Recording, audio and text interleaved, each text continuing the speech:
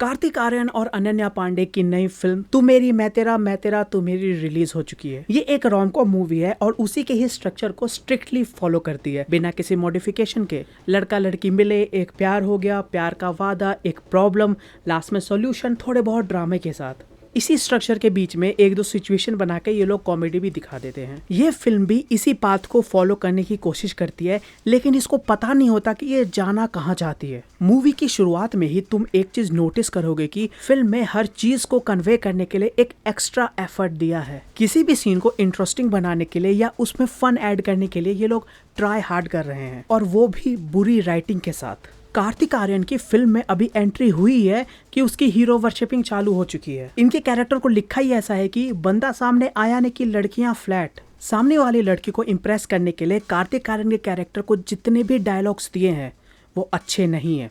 ये मैं बहुत अच्छे शब्दों में तुम्हें समझा रहा हूँ। जिस तरीके से वो बोलता है, जो बोला जा रहा है, तुम क्रिंज करने से खुद को नहीं रोक सकते। ऊपर से वो सामने वाली का रिएक्शन, उसके मुंह से कुछ भी अनाप शनाप निकले, सामने वाली लड़की का रिएक्शन ऐसा आएगा कि टॉम क्रूज ने तारीफ कर दी। मूवी के अंदर जब दोनों मेन लीड्स मिलते हैं, उनके बीच में इंटरेक्शन होता है, उसको भी ये लोग इंटरेस्टिंग नहीं बना पाए। उन दोनों ही कैरेक्टर्स को देख के कोई क्यूरियोसिटी नहीं जगती, तुम उनकी कहानी आगे देखोगे ही क्यों।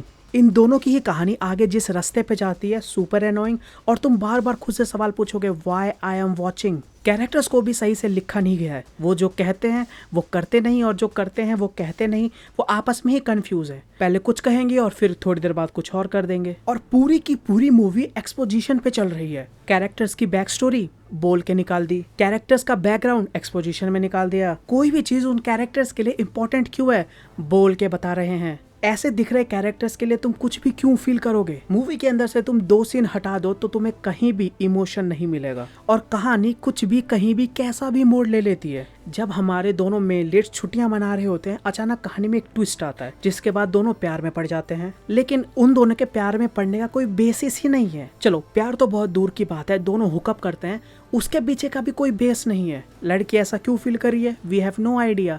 लड़का क्यों फील कर रहा है, वेल वो लड़का है, उसको हम थोड़ा एक्सक्यूज कर सकते हैं। कहाँ मैं लॉजिक में घुस गया यहाँ पे। मूवी के अंदर तुम्हें लॉजिक तो नहीं, पर एक ब्रांड का एड जरूर देखने को मिलेगा, वो भी 2 बार एक्स्ट्रा पॉज लेके दिखाया है। रोम कॉम जो पिक्चरें होती है, उनके अंदर की सिचुएशंस जितने ज़्यादा इंटरेस्टिंग, मूवी उतनी ज़्यादा पसंद आती है। लव स्टोरी उतनी ज़्यादा इमोशनल होती है, और फनी तो कमाल की होनी चाहिए। इस मूवी के अंदर एक भी सिचुएशन ढंग की नहीं है, ना ही किसी को स्टेज प्रॉपर्ली किया है। ऐसा लग रहा था कि कोई एमेच्योर को काम पे लगा दिया है, वो हर चीज़ की स्टेजिंग देख रहा है। मूवी के फ्रेम्स इंटरेस्टिंग है ही नहीं, और ऊपर से डायलॉग्स, भाई साहब बहुत बुरे डायलॉग्स। मैं ये बात वीडियो में पहले बोल चुका हूँ और शायद आगे भी फिर से बोलूंगा। बेकार फ्रेमिंग और बैड डायलॉग्स से पूरी मूवी सफर करती है। मूवी के कितने सारे सिचुएशंस हैं, सीन्स हैं, जो बस बैड डायलॉग्स की वजह से पूरी की पूरी रद्दी हो गई थी। और इसके भी ऊपर पूरी मूवी में मीम रेफरेंसेस डाले हुए हैं। भाई साहब ये बात आज और ज्यादा पुख्ता हो गई कि मूवी के अंदर मीम्स नहीं चलते, वो सिर्फ सोशल मीडिया तक ही अच्छे हैं। इसमें जबरदस्ती के डायलॉग्स चिपकाए हुए हैं। इन सभी चीजों को देखकर तुम्हें गुस्सा भी आएगा, क्योंकि सिचुएशंस बढ़िया हो सकती थी। एनीवे, इतना सब होने के बाद इंटरवल आता है। हाँ, अभी आधी मूवी बाकी है। इंटरवल के बाद मैं यही सोच रहा था कि अगर आधी मूवी ऐसी है, बाकी बची हुई मैं कैसे सरवाइव करूंगा। बट सरप्राइजिंगली सेकंड हाफ में मूवी थोड़ी थोड़ी ट्रैक पे आने लगती है। फिल्म के अंदर के सीन्स, उनके सिचुएशंस स्लाइटली अच्छे हो जाते हैं, फनी भी लगने लगते हैं, मेजरली क्योंकि जैकी श्रॉफ का एडिशन हो जाता है। पर ये अपने आदत से मजबूर हैं, तो फकअप्स होते रहते हैं।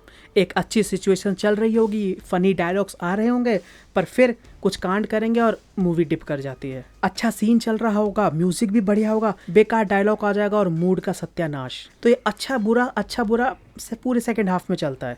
यहाँ तक देखते देखते लगभग मूवी का 2/3 हिस्सा खत्म हो चुका है, लेकिन मुझे अभी तक पता नहीं चला कि इस मूवी का पॉइंट क्या है, कैरेक्टर्स करना क्या चाहते हैं, मूवी कहाँ जाना चाहती है। कहानी का एक फाइनल गोल है, वो समझ में आ रहा है, लेकिन हर सीन में ये एक नई पॉसिबिलिटी लेके आएंगे और 5 मिनट बाद भूल जाएंगे कि ऐसा कुछ हुआ भी था। और भाई 7 समुंदर पार, मैं यूं तो हूँ एक जवान लौंडा, पर यहाँ मैं बूमर की तरह साउंड करने वाला हूँ। 7 समुंदर गाना ओरिजिनल वाला मुझे बहुत ज्यादा पसंद है। यहाँ क्या कर दिया है, और तुमने इसी को क्यों रीमेक किया है। फिल्म के अंदर कॉमेडी गैग्स के लिए बहुत सारी पुरानी चीजों का यूज किया है, विंटेज चीजें, जैसे कि अगर लड़का लड़की मिलने वाले हैं तो पीछे DDLJ का गाना लगा दिया है। बहुत सारे गानों को एज इट इज यूज कर लिया है, तो इसको क्यों रिमिक्स किया, वो भी ऐसा।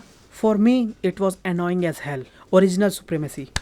इतना सब सहने के बाद, बेकार राइटिंग, बेकार जोक्स और 7 समुद्र पार का ऐसा डिस्ट्रक्शन, इन सभी चीजों के बाद आता है एक सीन, एक सीक्वेंस जिसने इस मूवी की पूरी काया पलट करके रख दी। उस सीन को ऐसा लिखा गया था, मुझे यकीन नहीं हुआ कि सेम राइटर्स ने ही इसका पहला हाफ लिखा है। ओवरऑल ये मूवी बेकार के कैटेगरी में जाने वाली थी, बट सिर्फ इस एक सीन के बदौलत ये वन टाइम वॉच में जाएगी। एक काफी लंबा सीन है और तुम्हें इसमें रेंज ऑफ इमोशन देखने को मिलेंगे। ये सीन एक कॉमेडी सीक्वेंस से चालू होता है, जोक वगैरह चल रहे होते हैं जो कन्वर्ट हो जाती है प्यारी सी बहस में। फिर आगे हमें नाच गाना देखने को मिलता है, थोड़ी थोड़ी टेंशन बढ़ने लगती है, लड़ाई होता है और सब लास्ट में हॉस्पिटल जाते हैं। मूवी की क्वालिटी एकदम से जंप कर जाती है और तुम्हें फाइनली इस फिल्म के अंदर इमोशन देखने को मिलता है। जिस बात पे बहस हो रही होती है तुम अंदर से भी इमोशन फील कर सकते हो। फाइनली इसका सबसे बड़ा क्रेडिट जाता है जैकी श्रॉफ को। सर के अंदर एक अलग ही एनर्जी है जो तुम स्क्रीन पे फील कर सकते हो।